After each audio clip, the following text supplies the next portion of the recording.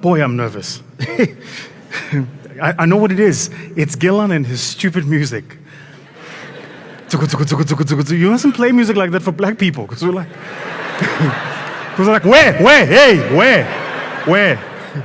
When I started speaking professionally, I used to wear suits and all-stars, never sneakers, always all-stars. The suit represented where I was going. The shoe spoke about where I'm from.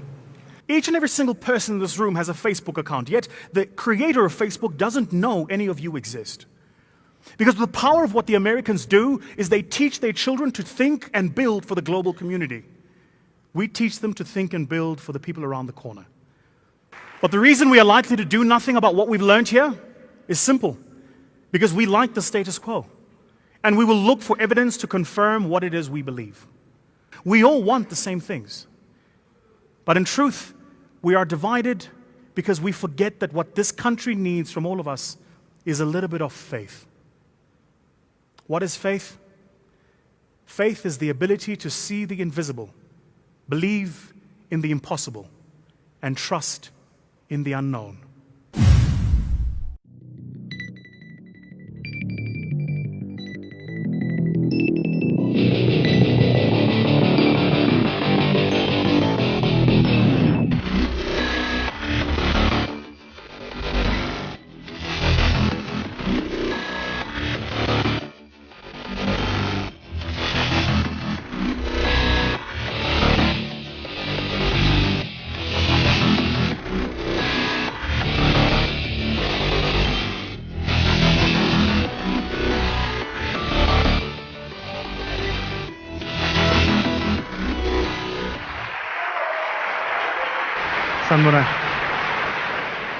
Sanbonan.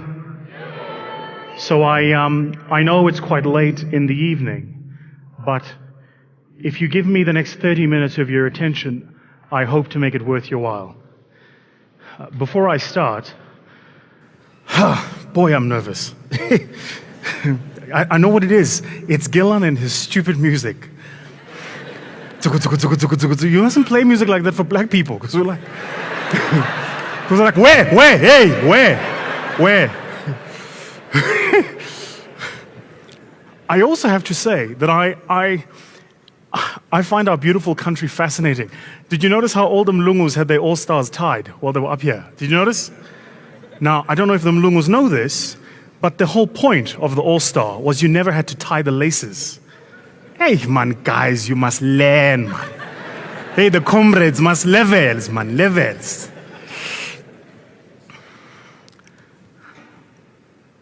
I'm going to be a bit difficult with you here today. I'm also going to be slightly controversial, if for no other reason other than I think it's about time. We're in an interesting time in this beautiful country of ours, where never before has the center of power shifted from the old structures established prehistorically through law, today to the ordinary man on the streets who exercises his right. And my view is that most of us don't understand the power that we have, and we don't even know how to exercise that power. So, here are two interesting businesses. One of them was owned by a friend of mine. His name is Wandile. He tells a fascinating story about how they started Lokshan culture. In the early days, and I don't know about you, but Mark, the reason I took this on, very interestingly, is when I started speaking professionally, I used to wear suits and all-stars, never sneakers, always all-stars. And clients and people would ask me why, and it wasn't a gimmick. It's because when I grew up, I think it's part of the reason I got quite emotional earlier.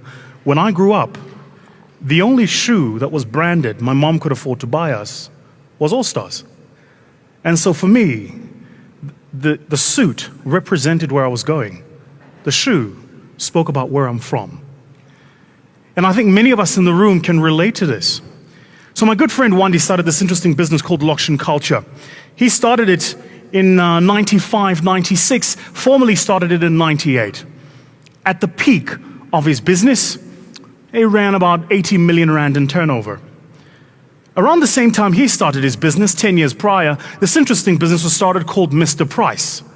Mr. Price today is just about an 11 billion rand business. Those numbers are dated by 2 years. So here's the question. If what one dealer does and what Arthur, my good friend at Mr. Price, does is the same thing, why did one of them outgrow the other by a mile? Here are two interesting businesses. I met an interesting entrepreneur called Thabo. He operates and lives in Alexander. He runs a business that was run by his dad and was run by his granddad before him. His business is his spaza shop. His popular commodity of sale in his spaza shop is ikoda. All of us here know about ikoda. If you don't, you've not had a quintessential South African experience. Now, he's been running his business for years. But I asked him, when did you formally start taking over the business? It was when he left high school in 2005. Last year, he employed 3 people. He did 53,000 rand in turnover the entire year. There's an interesting business called Kota Joe's. It was started by a group of people that belong to famous brands. They started their business in 2013. What do they sell? The same Kota what Thabo sells in Alexander. And yet, in 3 years, they've grown their business to 20 million rand. They'll do 60 this year. They'll do 100 next. They'll be doing 1 billion, maybe in 7 years' time. If what he did with Thabo and what Kota Joe does is the same thing, why is Thabo's business not growing? What's a bank? Put up your hand if your mom and dad ever had a stokvel or belongs to one. My mother belongs to so many stokvels, she was broke on the 2nd of every month. I was like, Ma, why? She's like, mtanam kune amapoto, kune impahla. I'm like, Ma, fuck! And we were not allowed to swear in my household. That's why I speak so proper. It's true, Dusty doesn't know. Do you know how shocked the black people were when Dusty started swearing? Because for us, hey. I think houses are different. I look at my own household. Like, my wife and I grew up very differently. My wife comes from a proper posh background. So when our kids are naughty, my son's name is Vusi. The third. Levels. When my son's naughty, I'll watch my kids. Vusi! Go to the corner. I'm fascinated by this idea of corners. As a black person, I'm like, how is this a punishment? And then I worked it out. You know why black people never send kids to the corner? Because in the rural areas where we come from, those rondavels, there's no corners there. You'll be walking around, hey, the corner lane. Hey. All right, I'll stop. So my mother belonged to Stokvel on Stokvel. There's an interesting Stokvel we met up with in the Eastern Cape. They're called Siangoba. They've existed since 1985. Do you know what a bank is? A bank is a Stokvel. The simple idea that you put your money somewhere. When Vusi needs to buy a home, he goes to the bank. Says, hey bank, I'd like to lend money. What they do is they collectively take all the money you've put in as deposits, lend it to me if I'm a good risk, price the risk, calling it interest. They use this thing called the interest rate, and the worse I behave as a consumer, they prime plus me over a 20-year period, and I pay the money back. The bank makes a bit of interest, and they pay you back your money. So all a bank is nothing more than a stokvel that has the license to lend the money out. So my mother's belonged to a stokvel. This particular stokvel, Siangoba, has existed since 85. Last year, they collected 300,000 rand in total collections of the members of the stokvel. ABSA has existed only since 91, but ABSA last year did 4.6 billion rand in turnover. Now, if what ABSA does and Siangoba does essentially the same thing, then why are the people of Ono in the Eastern Cape who belong to the stokvel of Siangoba still ridiculously poor? And what I will argue here today very simply is this, that you and I have been fed a lie. The lie is about this great idea called small business. Start one. Just start, they tell you. And stay small. Never disrupt. Don't move things too much. Employ a person, maybe two. You show me one thing that you and I look at around here today that's been changed or fundamentally disrupted by small business, you will not find it. 1978, my grandfather, now late grandfather, started a business. His business was a spaza shop. And he took his garage, looking to make a bit of extra income, and converted his garage to a shop. And the neighbors would come down the street to buy from my grandfather's spaza shop. To this day, we're famous in our home for that spaza shop. In the 1990s, he expanded. He moved further up the road. And up the road, there were 2 other houses. And into those 2 other homes, he got into their garages and converted those into spaza shops. And you know what happened in the 90s? My grandfather was living large. He now had 3 spaza shops. But he started in 1978. When my grandfather died, now 4 years ago, he died with 1 spaza shop and not much money to speak of. In the same year, 1978, when he started his spaza shop, 4 young entrepreneurs met in a small little town called Stellenbosch in the independent province of Cape Town.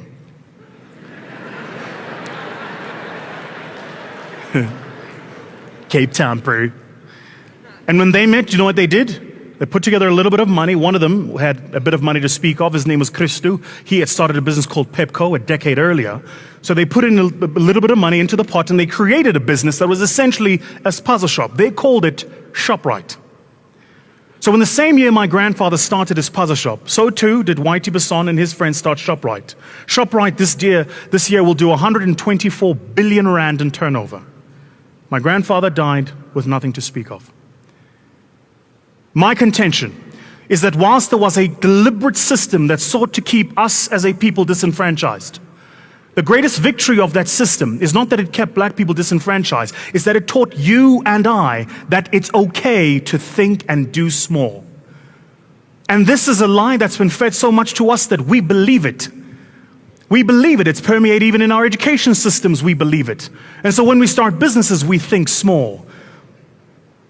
I can't tell you how many entrepreneurs I see start a business, register, go to the bank, open, get a bank account, go to SARS, get a tax clearance, and then start filling out database registration forms just to get that one tender. Because we're all thinking in a linear fashion. We're all thinking small. I did say I was going to be slightly controversial. If we really want to take this country forward, if we really want to do away with this problem of 43, not 38, 43% unemployment of young people under the age of 31. And of that 43% unemployment of those young people, 67 of them are young black. Of the component that's young and black, over 80% of those are young black and female. We don't change that problem in any other way other than building a country that's substantially better than it is right now. We only do that by teaching the majority of people, don't think small. It pained me when I was in Dragon's Den watching people come to pitch, because it hit me over and over and over again that specifically my people were thinking in exactly the same way. So how should we be thinking? It's one thing to kind of spell out the problem. What's the solution, right?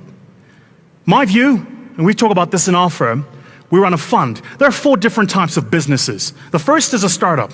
What's a startup? It's the one guy. It's him, he does the job. And he's easy to spot too, because he goes to the client on the Monday, meets him, sells to the client. On the Tuesday, goes to the client's office and delivers the work. On the Wednesday, goes to his office and emails the client the invoice. On the Thursday, phones the client asking for his money. And on the Friday, he pays his landlord. He's every single part of the value chain. That's not wrong, except so many of us have been taught that that's what business is. We don't know that there are other phases of it. If you're not a startup, you move a level up. You become what we call in our firm a survival entrepreneur. They're easy to spot.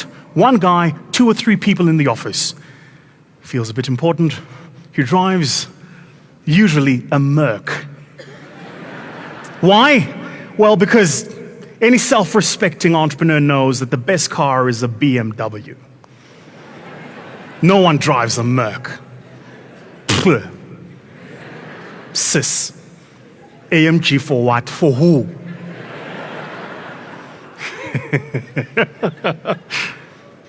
If you're not a survival entrepreneur, what are you? You then become what we call a success entrepreneur. Now, if you ever read the Sunday Times or you read the media in South Africa, you'll hear them talk about these people called tenderpreneurs. Most of them are nothing more than success entrepreneurs. You know what success entrepreneurs are? It's people who make money to show you that they make money. Very simple. I make it, so I've got to show you that I make it.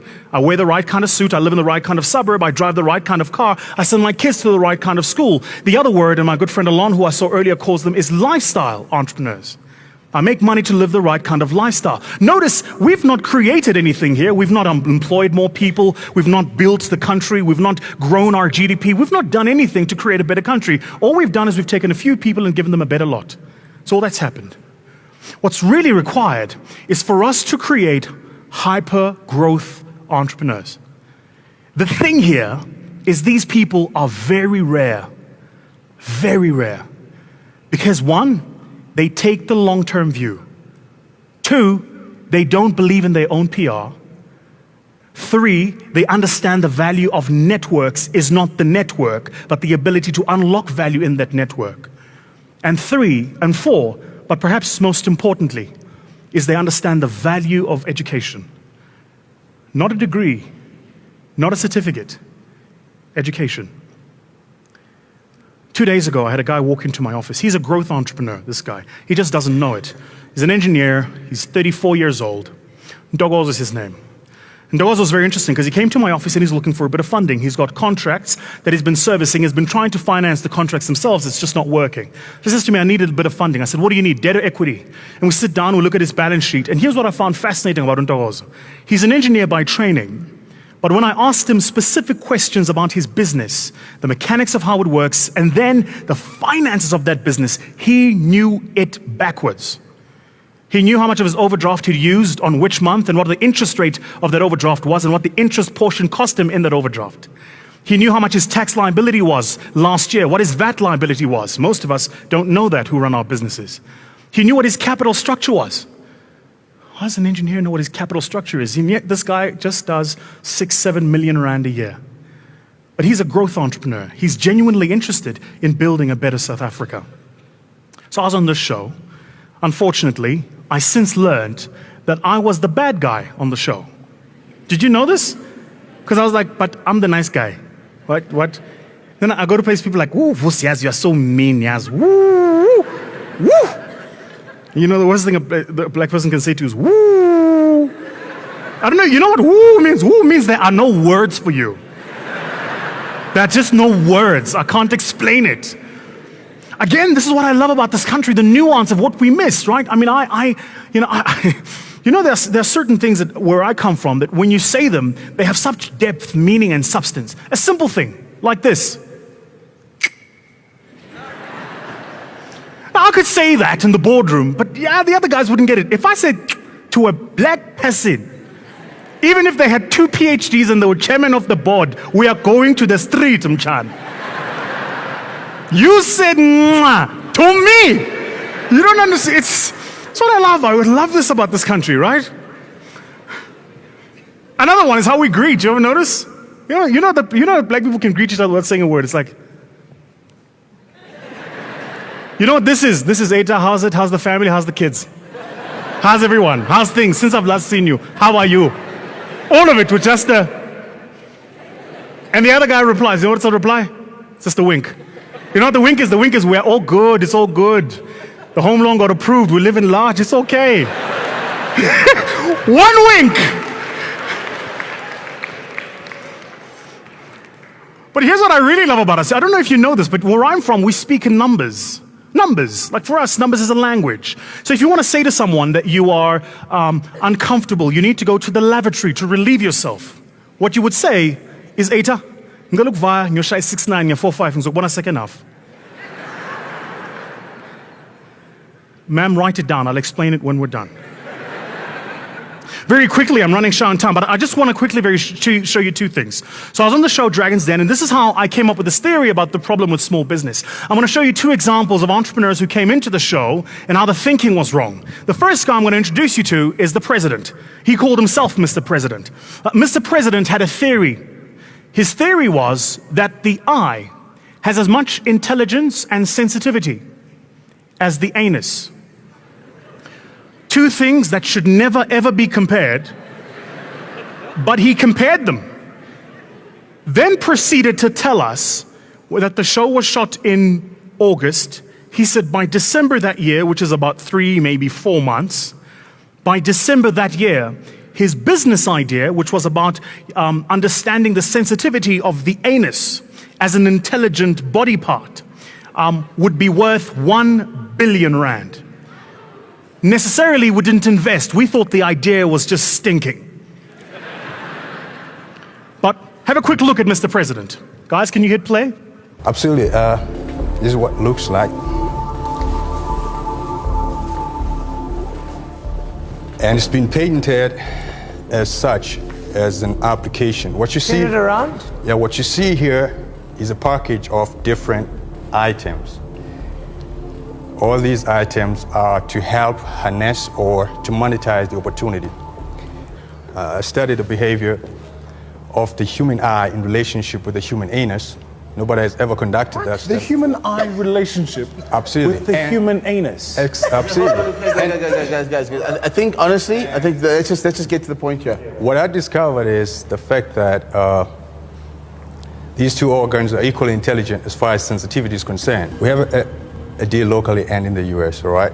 Locally, the stores, the brand that we have a deal with, they have 140 stores across the country. Okay, who are they?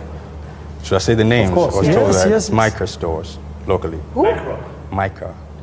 So Marcus stores have agreed to stock your product? Absolutely. They need about 10,000 units to get us started. It's a cash deal. It's a cash deal. Yes. You deliver, you get paid 30 days Now after. we're talking. This is just not my game, and I'm worried that I'm going to be flushing money down the toilet. Yeah, I respect you. I have to say that I'm out. Thanks. Thank you. But unfortunately, I won't be parting with my money today. I'm out. You know, there are so many other challenges in South Africa at this point in time. Yes. And yours, I do not think it's a serious priority. Thank you very much. Do I have to say it? No, you already said. Don't you love Lebu's response? So when we were doing the show, we called Lebu the Oracle, because someone would come and present something stupid, and Lebu just like, you know, the philosophy of what you're doing. We're like, Lebu, no, it's stupid. It's challenges.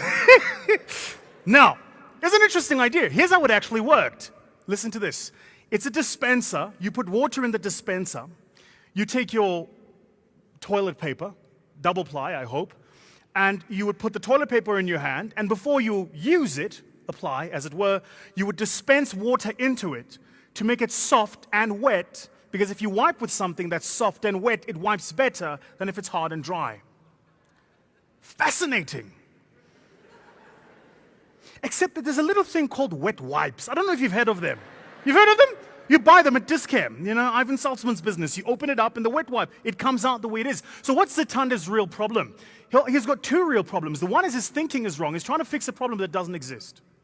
A lot of us do that. You fix a problem that doesn't exist. Why? Well, because you go to an education system that tells you to identify issues that are there, apply problems that already exist, or solutions that already exist, and hope to make it better than everybody else. Most of us, in truth, are a dummy community. We copy the neighbor. That's why we drive the same brand of car, wear the same brand of suits, live in the same suburbs, send our kids to the same schools.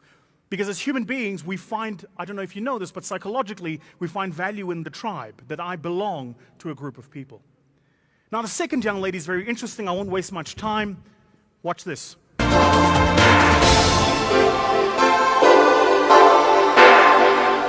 I need this investment so badly because it's going to be the key to starting up my business and to making a success of it and pursuing my entrepreneurial dreams. 360 Mobile Beauty is a mobile beauty salon that offers mobile beauty hair and services to our clientele in the comfort of their own homes. 360 Beauty does away and moves away from traditional salons as we know them.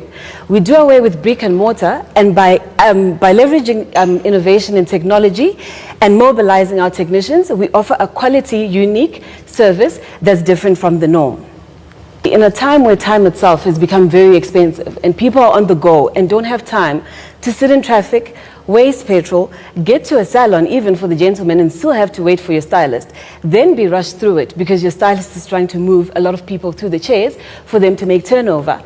I've adopted innovation through my cell phone mobile app, and I've mobilized my technicians to deliver our service in the comfort of our clients' homes, at their office, at an event, wherever they choose, we're there.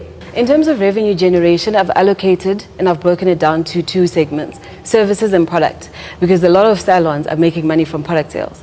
I've apportioned it to say 60% is is raised from sales, 40% is raised from product. I've allocated a minimum spend for us to be able to go and render the service to a client of 800 rands. This is based on the research that I've done with salons and the prices they're charging for services and the like. 800 rand is based on what? It's based on what a woman would spend for her hair, for her nails, for a pedicure, for treatment. So this is and the average like. spend you So this is average spend. So for someone to be able to book with us and for us to go to them, they need to be spending 800 rands, either both service and product, or product alone or service. My challenge is I'm not convinced of the numbers. You know, I'm not convinced that there's a big enough market that is going to be spending 800 rand each time. No, I think it's completely evolving. differ. But how big is that market? The point I'm making is how big is the It's market? massive. It's Really? huge, massive. Yeah. I mean, one of the I don't think largest growing this- companies in South Africa at the moment is Kinky. They sell hair. They're massive. But how much is the hair? Average of 2,500 bucks. Yeah, we can split it two ways because I can support with the complete development of the app from our office and really just remodel this thing. We can rework it together, but I think I like her thinking and we can really work this thing together nicely. I think a 5-way split of the 350 would be a great sort of vote of confidence in you as a person. Are the two of you interested, before we even consider it, are the two of you interested in diluting any further? So for me, I understand the risks of what she's getting into. So if Vusi's in, I'm in, This we're waiting for. and gladly so. I'm sorry.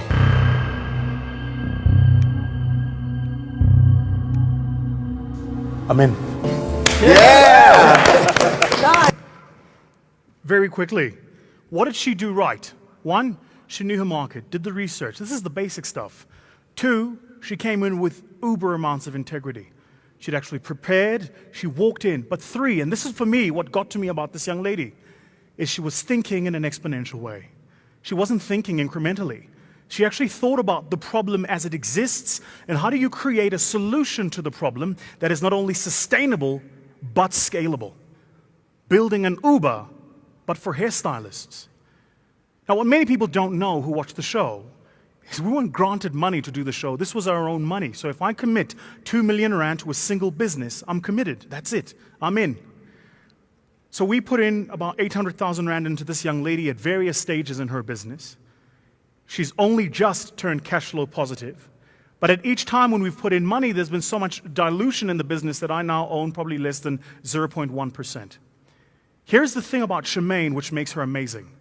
She had the courage to see it through. So we gave her the first batch of funding. With the first batch of funding, she went to market and tested the business, and it failed. It didn't work. Of the 5 of us, 3 felt she should stop. She didn't take our advice. She kept going. She left her flat, sold her home, moved back into her parents' house, sold her car, moved back into her parents' house, took the proceeds from the car, and then funded herself for a further 3 months. When we saw that she was committed, put in a bit more money and a bit more money. Mpolo is now really supporting her, and now she's profitable and cash flow positive. So the main idea here is that it's possible. You've got to stop thinking in the small business way. She's not trying to start a small business. To create an Uber for hairstylists is not thinking small. Her market isn't Joburg. It's Joburg and Paris and New York and Moscow and London. That's her market. And she can if she wants to. Each and every single person in this room has a Facebook account, yet the creator of Facebook doesn't know any of you exist. Because the power of what the Americans do is they teach their children to think and build for the global community. We teach them to think and build for the people around the corner. So if you think about it, and I said this to the Minister of Small Business, entrepreneurs are not, we don't ask for a lot. We need 6 things. 6 things, just 6. Just 6 things. Give me these 6 things, I'm happy. First thing you must give me is an infrastructure that works. Roads without potholes, government departments that work, so when I need a tax clearance, I can get it quickly. When I want to register my business, it happens quickly. Second thing you must give me is access to markets. I need that. Third, strong administration ability. Fourth, the right people. And here is the real challenge we face with helping entrepreneurs build businesses today. It's the people.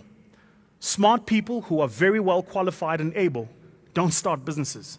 They get high-paying executive jobs in companies and they stay there. And most of them think about it, they come up with the idea, but they never leave. And so because of that, in truth, you don't get a ratchet up of talent coming into the entrepreneurship ecosystem. And finally, they need capital. The money doesn't have to be cheap. but it does have to be patient, which is why we can't be asking our banks to do it. So I want to close very quickly with this. If you think about it, there are 3 different ways people build businesses. So what do we need? We need 4 things. The first thing we need is people that build with a philosophy. I come from a township called Whatville.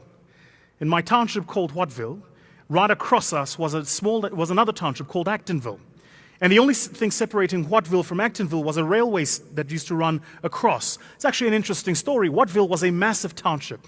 And the apartheid government understood that the bigger the township got, the less their ability to control the people who lived in it. So what they did was they split the township in half, took families and moved them to another township now called Davidton in the East Rand. And on the part from which they moved them, they moved in a new community of people, Asians, Indians specifically, and it was called Actonville.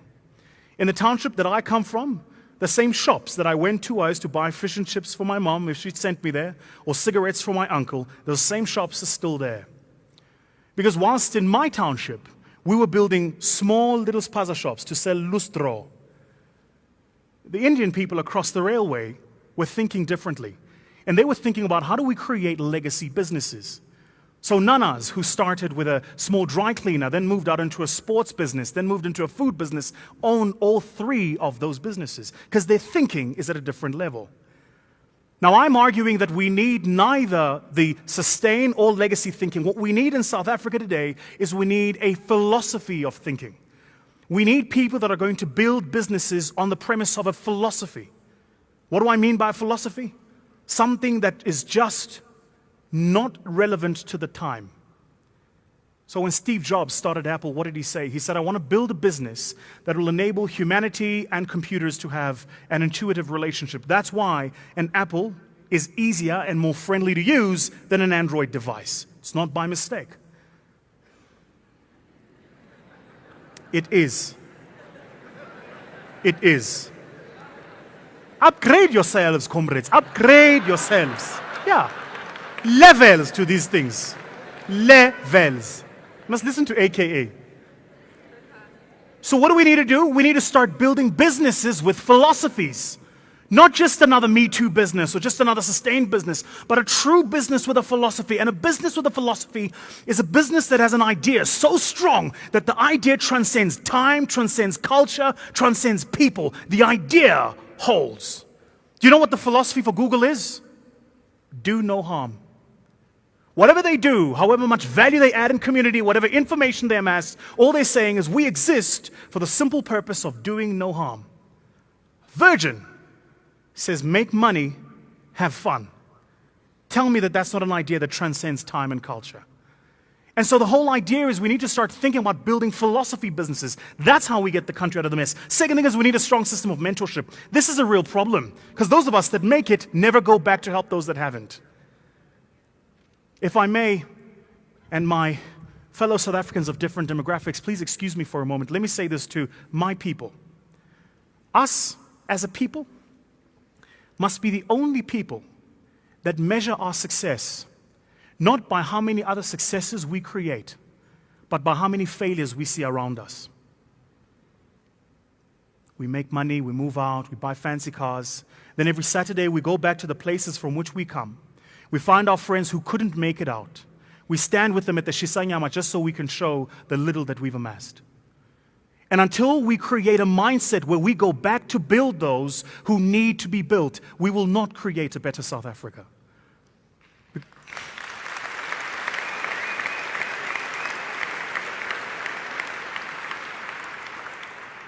The third, and I feel really strongly about this. I don't know, I heard Azania spoke about it, I wasn't there when she did the intro. But we really need to begin to reward a culture of delayed gratification. Delayed gratification. Delayed gratification doesn't mean no gratification. It just means if you can wait, wait. Because your time and opportunity will come. There was a clip I thought about showing here, but I didn't. A young man who came to Dragon's Den raised 2 million rand from me, as it was, and I funded him. His name was Johan. And Johan came with his dad. I gave him 2 million. I gave him 2 million on the premise of what he committed to me on the show.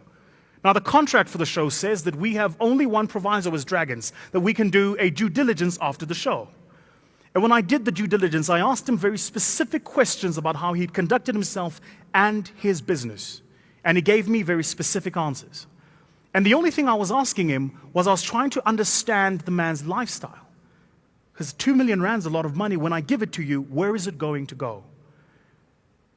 Then, after that was done, in our office, we did an audit. And when we started doing the audit and checking the information he'd given us, we actually understood that his problem is he's a brilliant business person. He's just very bad at managing his personal lifestyle. And so because he mixes his business life with his personal life, his business is now not investment worthy. This is a culture of conspicuous consumption where because you have it, you need to show you have it. You ever thought about what we do? We buy things we don't need to impress people we don't like who won't even remember that we bought those things. It is the most fascinating mental thinking. Fascinating. And finally, and this is the challenge to those of you here who are budding entrepreneurs. Put up your hand if you've written a business plan. Throw it away. In fact, I'll make an even briefer recommendation. Burn it. And I want you to watch every single part of it burning. You know why? Because a business plan is a lie. You know the history of business plans? They were created in the 1930s by the Americans. You know why they created them? Because in 1929, this small little thing called the crash happened in Wall Street. And when the crash happened, the Americans went, wait. Why did the crash happen? It crashed because we lent money to big businesses without assessing those businesses' plans. Yeah, we need a way to assess their plans. And so they came up with, can you believe it, the very same system we use today of writing business plans. SWOT analysis, strength, weaknesses. You know the strength and then the opportunities and the threats. Then you put it on a slide. Woo, investor, I've got strength, and then I've got weaknesses, and then... So the Americans created that system, but they created it for big businesses. As an entrepreneur, let me tell you, I write a business plan in Jan. In March, it's useless because the market has changed. New competitors have come. New people are doing new things. The product I wanted to launch is no longer relevant. My only speed as an entrepreneur is the speed of light. And so the only resource you have as an entrepreneur to compete with big businesses is you can move faster than they can. That's it. Because you can't outbox them, you don't have more money, and you don't employ people who are just as smart as the people they employ. But what you can do is you can move much, much faster. You can get to the customer quicker, you can service them faster, and you can stay much closer to that customer. Stick to that. And so what I'm saying here is we need to think about starting businesses. Just start. Throw away the business plan. Start badly, make a mistake, fail, make a big chamors, come back, do it again. But just start. Now that I've told you everything I've told you, I thought about what's going to be my dusty rich moment.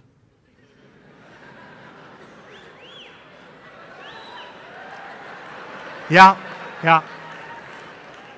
Now, I was going to take off my pants, but hey, this whole room would go dark, man. There'd be no space. It wouldn't work. It wouldn't work. Because, Dusty, I'm Zulu. I'm working with different equipment here, Chief. The reason I'm wearing pants is called asset management. Risk management, comrades, different. You and I. Because when you took yours off, I was like, where is this thing? Where is this? Where is it? I asked my assistant, I'm like, Palace, can you see it? Where? It's not there, man.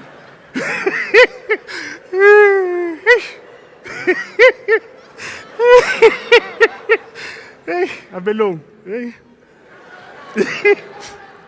Now, so in December this year, I had the amazing privilege. There's a global organization called Meetingsnet. It's the largest gathering of meetings planners and corporate companies around the world, about 12,000 of them. And every year they issue a book. It's called the Golden Book. And it's the book of the top speakers in the world that year. They only put in 12. It's never in ordinal fashion, so number 1 is not number 1, number 12 is not number 12. They just say these are the top speakers in the world this year, 12 of them. In the 68-year history of this being done, no South African has ever been on the list, no African has ever been on the list, no person of color has ever been on the list. This year in December, I was really humbled. I broke all 3 of those records. Amazing.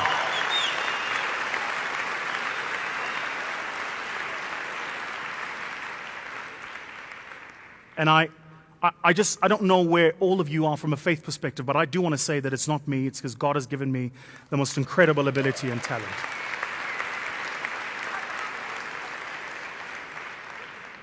Now that I've told you what I've told you, let me tell you why, after over a decade of speaking in now 49 countries around the world, you are likely to walk out of this room and do absolutely nothing about what I've told you.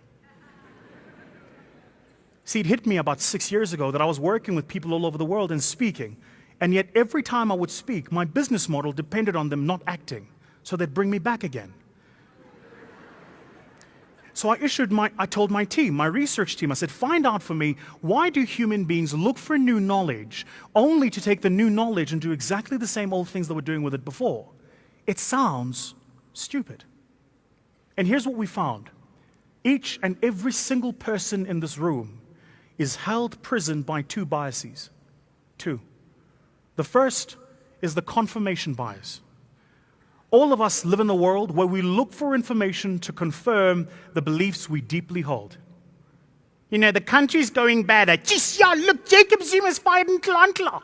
Again! No, he only fired him once. Yeah, but again he's done it. Some Harvard professors did a bit of interesting research, and this wouldn't be a professional talk if I didn't use Harvard, you see. Did you notice how my accent changed when I said some Harvard professors? Harvard. It's not Harvard, it's Harvard. You must lift it at the end, Harvard. The D is silent. Yeah? But some Harvard professors did some interesting research in the 1980s. They took two groups of MBA students.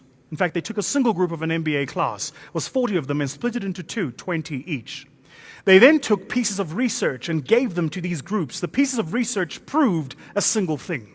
So could you imagine where I took some papers and research and gave it to this side of the room that proved that the sky is blue? Then I came to this side of the room and gave you pieces of research that proved that the sky is pink. And at the end of the day, you believe the sky is blue, you believe the sky is pink, but we're talking about the same sky. The following day, they came back. Now, these are smart people, top 1% of the intellectual capital of the world, MBA students at a Harvard Business School. And they took the research they'd given to this group and gave it to the other, and the research they'd given to this group and gave it to the former. They took the research that proved the sky is pink and gave it to the group that believed the sky was blue, and took the research that proved the sky was blue and gave it to the alternative group. But here's what they did. In what was 80 pages of hard, heavy statistical data, they left 3 small traces in bullet points of evidence that proved what they believed the day before. And without fail, both groups, at the end of the day, found those 3 pieces of evidence and defaulted to the belief they held the day before, even in the light of overwhelming evidence to the contrary. Because as human beings, we are hardwired to look for information that confirms the deeply held beliefs we have. The country's going down, so you drive past the traffic light and there's a person begging. You see, I told you the country's going down. If you look for the evidence, you'll find it. The second thing is this, the status quo bias. Most of us like things the way they are. Do you know human beings are fascinating creatures? We are the only creature that is adapted to change and yet hates making the change each time it needs to.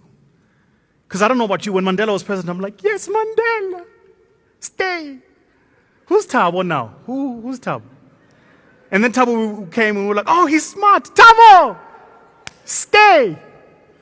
And then Thabo was going, we're like, guys. And then Khalema came and we were like, who's this now? Oh, we don't have to worry, he's going? Okay, that's cool. And then Jacob came. Hey, she's still here. But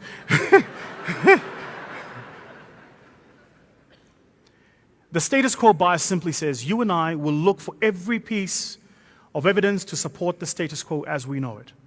The reason I will tell you what I have told you, and I've noted some of you taking notes, I'm very happy to share a full copy of this presentation with Mark. And Mark, you can send it to everybody here. I prepared it just for you. You can have it and do with it what you like.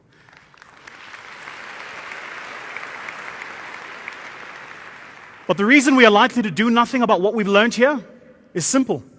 Because we like the status quo. And we will look for evidence to confirm what it is we believe. This beautiful country of ours is at an interesting time. It is a time unlike any other. It is a time when we, all of us as South Africans, need to pull together to build a country worth living in. Because regardless of your race, I can assure you we all want the same things. We do. It's the politics that divide us. Do you know what we want?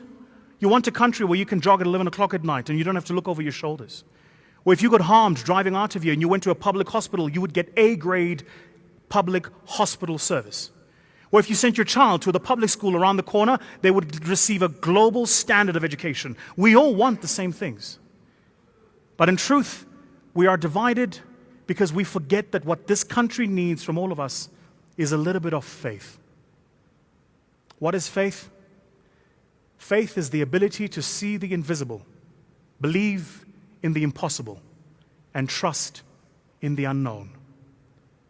And so I wish you, your companies and your families in this beautiful country of ours, just a little bit of faith. Thank you very much.